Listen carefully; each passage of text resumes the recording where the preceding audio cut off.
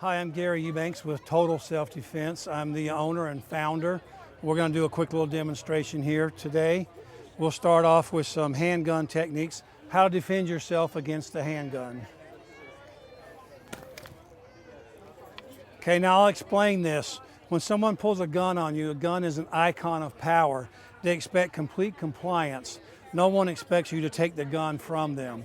So, in order to react to anything, your mind has to go through what we call an OODA loop, O-O-D-A. Observe, orient, decide, act. That takes 3/4 of a second at best. So if someone puts a gun in my face, I cannot be a target in 2/10 of a second just by pivoting my body and trapping the wrist, getting inside the muzzle so that it's no longer a threat. Then I come underneath the gun and go right back to where I just was and pull the gun into my possession. That whole process takes about a half second. So we'll show you that again in full, in real time. Say something. Give me your wallet. So immediately, I'm not a target, and then I have the gun. Okay, now everything depends on the degree of the threat. If I want this person to shoot himself, I'm going to use a different technique, which is come in here and go down right here. Their fingers on the trigger, they shoot themselves in the chest, and I take the gun and call 911. Another option, if I just want to add this gun to my safe, I'm going to lunge in and trap, take it right here. I can break the arm and part the forehead at that time. Someone comes in and puts a gun to your temple. Here again, 2/10 of a second, you're not a target. I can lunge in, trap, and snap the elbow. The gun comes right out when the elbow is snapped. Okay, lower back. Lower back, every one of these techniques takes 2/10 of a second. So if someone's back there, I can spin, trap, snap the elbow, take the gun, knock them out. Okay? Doesn't matter where the gun is. If they say put your hands up, it just makes it that much easier. Okay? Here again, all I go is pivot. The gun is trapped. I lock the wrist, snap the elbow, take the gun. Top of the head. All I've got to do is raise my arm and pivot. Come around back, choke them out, snap the elbow, take the knee out. Take the gun. Okay, let's do the guillotine. Somebody has you in a choke hold with a gun. Here again, he can't see this arm, so I'm going to come immediately grab the wrist and flip the gun over. Usually the hand will stay on the gun and then break the elbow. And then if they're still hanging on, throw them. Okay, now I'm going to have Rachel show a few different techniques from a lady's perspective. If someone's to come up and choke, elbow to the head. Okay, a different technique.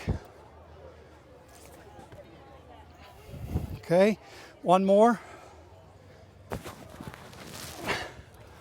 The tracheal socket here. If you apply pressure there, very sensitive area. It only takes one finger to get out of that. Okay, bear hugs.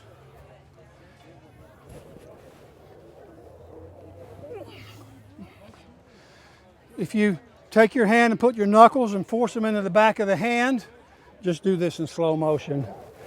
It forces the hand open. And once that hand is open, you grab the finger, spin, elbow to the jaw. Okay, another option here is you can grab a finger and peel the hand off, pivot, elbow. Okay, now, softening techniques. If the first thing you try doesn't work, there are several softening techniques. One is stomp the instep or hyperextend the knee. It only takes 15 pounds of pressure to hyperextend the knee, or a headbutt. And then they're going to loosen up the grip once the knee is broken or the nose is broken. Okay, now if there's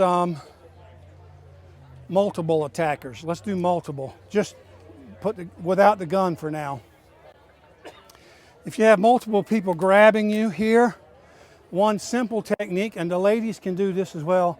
This is all based on leverage, not on strength. So once you learn the techniques, you rotate and grab their wrist right here, and then they both go down, and then you can knee them right into the mouth or whatever once they're down. Okay, another option. What am I missing here? If two people are grabbing you, come over this way a little bit more.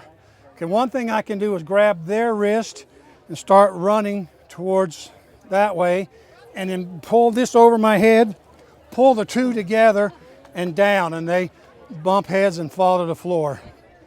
Let's do two guns. If two people are threatening you with a gun, you decide which one is the bigger threat, okay? That's the one you're gonna take out first. Or which one is closer. Now you're a little bit too close right here, so move over so I don't run the camera guy over. So in this case, if two people are threatening me, I'm gonna lunge in right here, grab this gun and pull him down. Then I can shoot that one, and this one's probably gonna run. Okay, so again, multiple attackers. You decide which one is the biggest threat.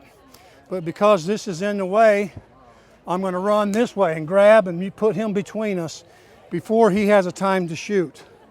Then I can take him out and take him out. Okay, Cole.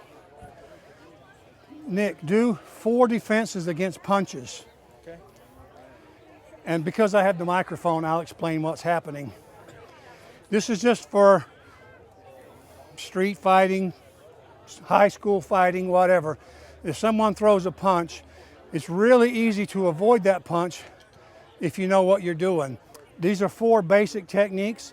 Everything we teach depends on the degree of the threat. So you can escape unharmed, escape doing injury, escape doing serious injury, and escape with deadly force.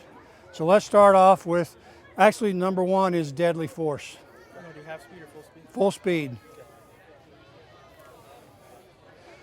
Okay, you parry the punch, and then a chop, you throw your hips into it. All the power comes from the hips. Chop to the throat is a kill technique. Okay, number 2. This is a takedown. Number 3 is a control technique. This is used by bouncers to control situations. It can in bars or wherever you've got a rowdy person. If it's someone in your home that's out of control, whatever. This is a control technique. Okay, number 3.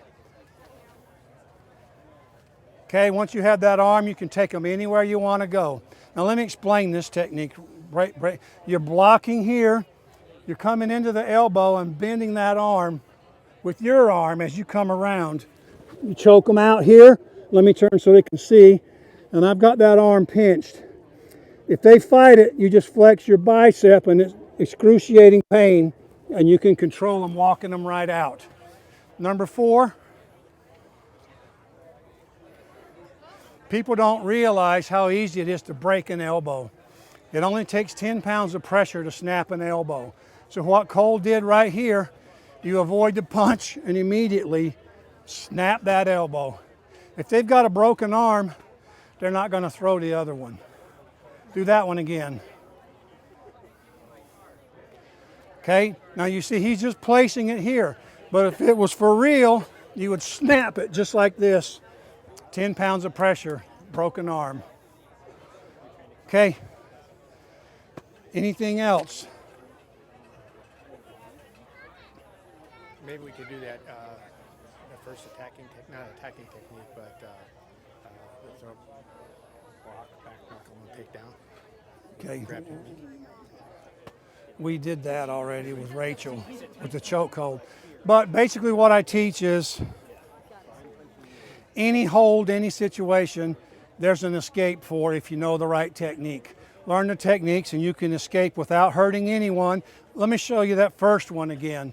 The first one against a chokehold is so simple. You bow down and get your head underneath the arm and pivot. And right there, the elbow is optional. You know, if there's just somebody clowning around, but if it's a real threat, then the elbow is not optional, depending on the degree of the threat. And the second one was where you broke my arm and knocked me out, okay? Break, knock out, and break ribs. Okay, you're going down at that point. So like I said, everything depending on the degree of the threat. So you can use a non-lethal or lethal for anything. Anything you can think of that you want to see an escape from. Headlocks, full Nelson, anything. Knife attacks, okay? If it's a knife attack coming at you, a couple of different options you have here. Okay? Also, do a straight on attack. I can lunge in this way and grab it, bend the wrist, and I can stab them, cut them, or just take them down, depending on the degree of the threat. If you can get someone's hand or head, you can control the entire body. So no matter what the technique is, if there's a hand and a head accessible, you can control that person. Okay, again, let's do the same one again. No, the straight forward. I'm lunging this way and trapping, okay? Come underneath. Once I bend the wrist, he no longer has control of that arm, so. Another option, I can lunge here and trap and snap the elbow, or just take the knife, depending on the degree of the threat. Okay, headlock. How about you two do the headlock?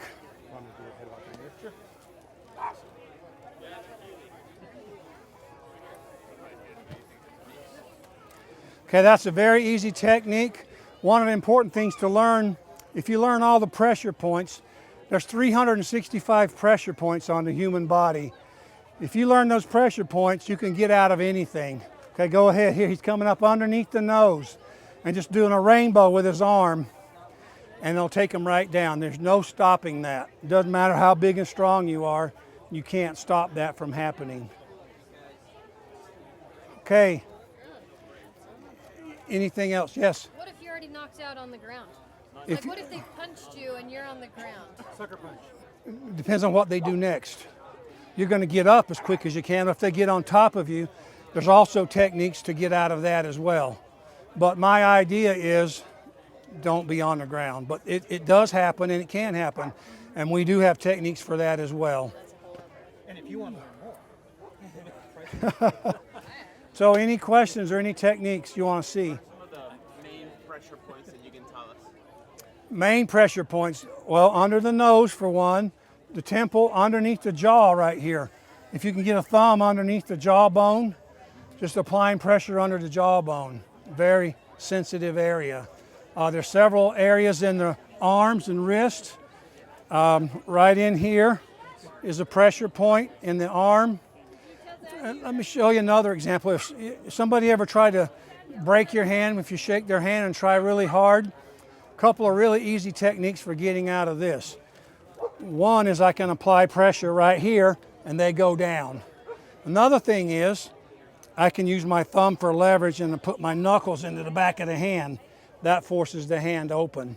Another thing I can do is take them down right here and just go down. So lots of things you can do. But learning the pressure points is a good thing to learn as well. I have to agree. What's that? I have to agree there. Learning all the pressure points. Yep. Yes. What do you teach a child if somebody grabs at him?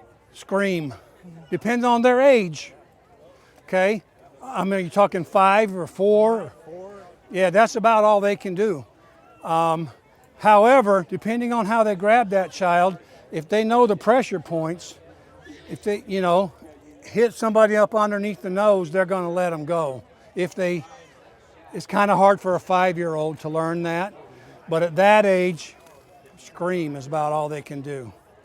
But once they're a little older, they can learn these things. Total Self-Defense offers classes from basic self-defense and street fighting all the way to tactical handgun, knives, shotgun, and rifle shooting. Gary Eubanks is a 7th degree black belt, and we operate out of South Jordan, Utah on Thursday nights and Saturdays. You're welcome to join us. Please call for details.